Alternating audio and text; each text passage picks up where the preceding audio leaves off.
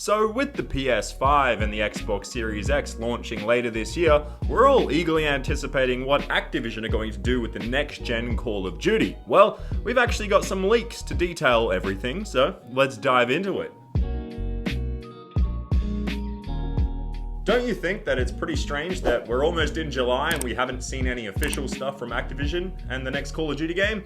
It is pretty strange. Usually we'd have this information by now, we'd have some sort of reveal, but absolutely nothing. But what we do have are rumors, like I said. So yeah, good day guys, my name's Champ, and if you guys end up enjoying today's video, please smack the like button real good. And let's talk about the next gen Call of Duty game, Call of Duty 2020, that's being made by Treyarch that could potentially be Black Ops 5. We don't know. We're just going to call it that, I guess, for now, or Call of Duty 2020. Don't get hung up on the name, because we do have some pretty interesting stuff. However, quickly, I do want to mention there has been some early gameplay that has leaked, but I can't show you guys any of that stuff here.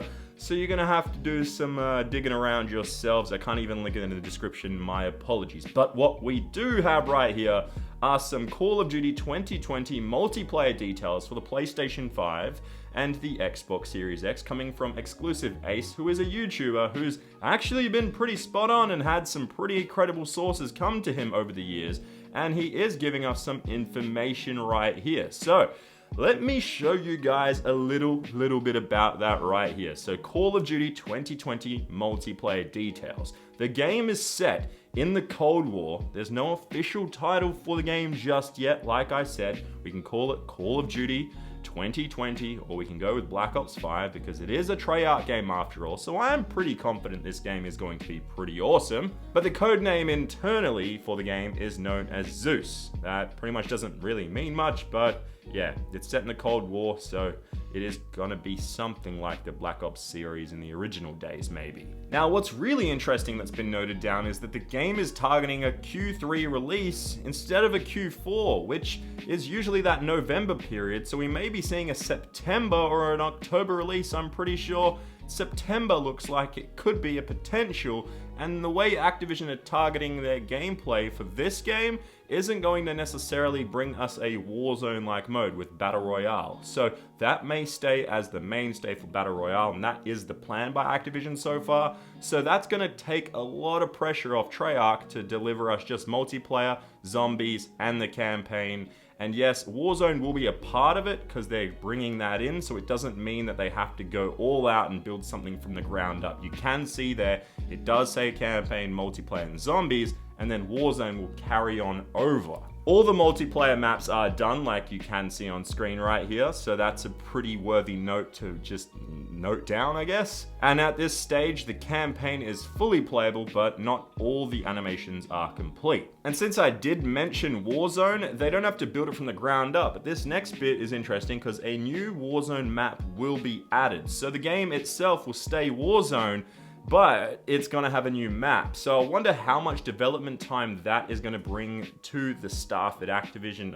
or I should say Treyarch, and that could be very interesting to see how much pressure that does put on them to bring that new map, but I'm pretty sure it's a lot less work because they do have the foundation right there. There's a whole lot of other stuff in here that you can see right here. The standard minimap is back. No fog of war in minimap like in Black Ops 4. The compass from Modern Warfare is returning. No mounting or leaning mechanic. Now that is a bit of a change, so it's going to be interesting to see how that plays into the game, especially if it does carry on to Warzone. Sliding is in the game, but no dolphin diving, so we can note that one down. Swimming is in, which is in multiplayer maps and in Warzone. Now we don't know if it's going to be a swimming mission of any kind in the campaign. That's going to be interesting to see. I actually can't wait to see what this campaign is going to look like on next gen. And here's something that was also noted down. There's no multiplayer doors, so there's no doors to open and close and peek through like there is in the Modern Warfare game, but there will be in the Warzone. So in multiplayer for the next Call of Duty, no doors, no peeking, no gaps or anything like that, just in Warzone,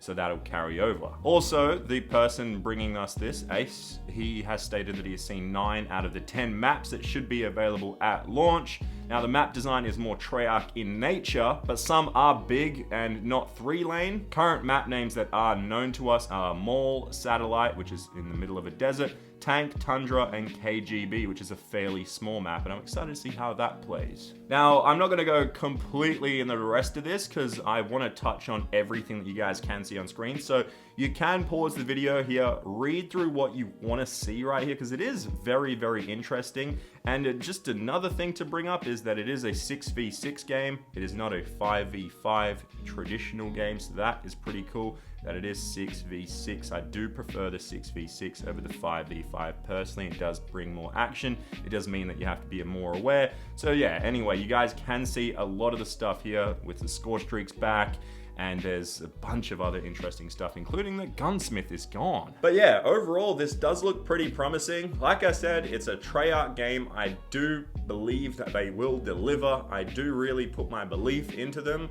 I do trust them, so they are going to give us a really good game. And especially, I love the fact that Treyarch are the ones bringing us a PS5 and Xbox Series X, a next-gen game. Not any other studio that's kind of ragtag doing their own thing that's been put together over the years. It's still the core Treyarch team, so I do trust them in this. Also, just to backtrack a little bit, it is still kind of strange that we haven't seen anything official from Call of Duty, from Activision themselves regarding the Call of Duty 2020 game, when they are saying that this is going to be coming out a little earlier than normal.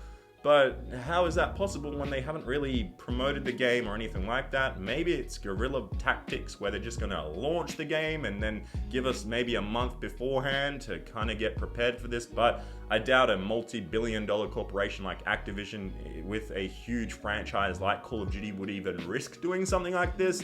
We've seen other corporations like EA do it with Apex Legends, but that was a completely new game, and I understand it was Respawn, I'm pretty sure. So that had some credibility back to it, but also a big risk for that development studio, but it sort of paid off. The game is still fairly popular, but this is launching on new consoles. It's launching on current gen, so it's going to be crazy to see that, because a lot of people, and this is the thing that why it might happen where they might release the game early, is that they might buy it in like September or October, and then all of a sudden you can upgrade for free to the next gen. So you'll buy it on your current system and then upgrade it and get that upgrade. So that's pretty interesting right there. I will definitely look into a lot more of this. Like I said, there is some leaked gameplay out there, and this is still very, very early, so things can change.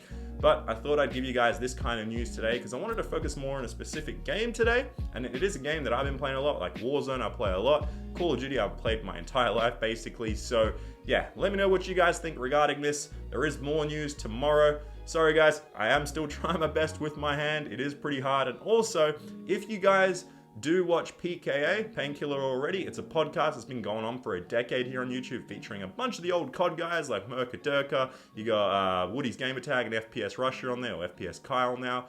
And it's been one of my favorite shows, podcasts, for so long. And I was actually a guest on the show this week. So if you guys want to go check that out, I'm in the second half for 2 hours. And yeah, had a blast on that show. Really appreciate the guys for bringing me on. But anyway, I gotta get off this because it's been too long. We're probably gonna cram into that 10-minute slot, and I don't like doing that to you guys because that means more ads and stuff. Anyway, I'll see you guys in the next one. Bye-bye.